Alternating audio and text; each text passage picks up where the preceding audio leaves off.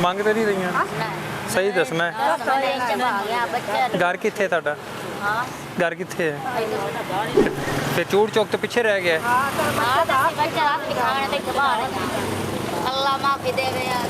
बच्चा छोड़ दे। ਬੱਚਾ ਕਿਹਦਾ ਹੈ ਮੇਰੇ ਘਰ छोड़ दे।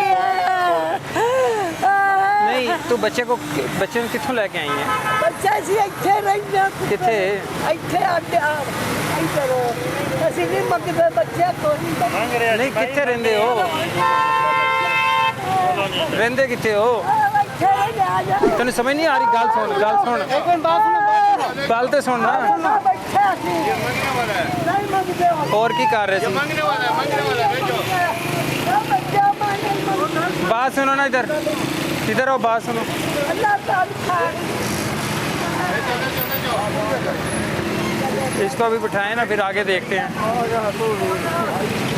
तू जिथे रहनी है जगह दस ना पीछे रहते किथे सामने इधर झुग्गियों में जी ये बच्चा अभी यहाँ पे बाजार में अकेला कबाड़ इकट्ठा कर रहा था लावारिस हालत में तो इसको हमने आपके सामने भी डोक सईदा रोड से रेस्क्यू किया है। अभी इसके घर वालों को बुलाएंगे और फिर उनसे बात करते हैं कि बच्चे को काम के लिए उन्होंने क्यों निकाला हुआ था।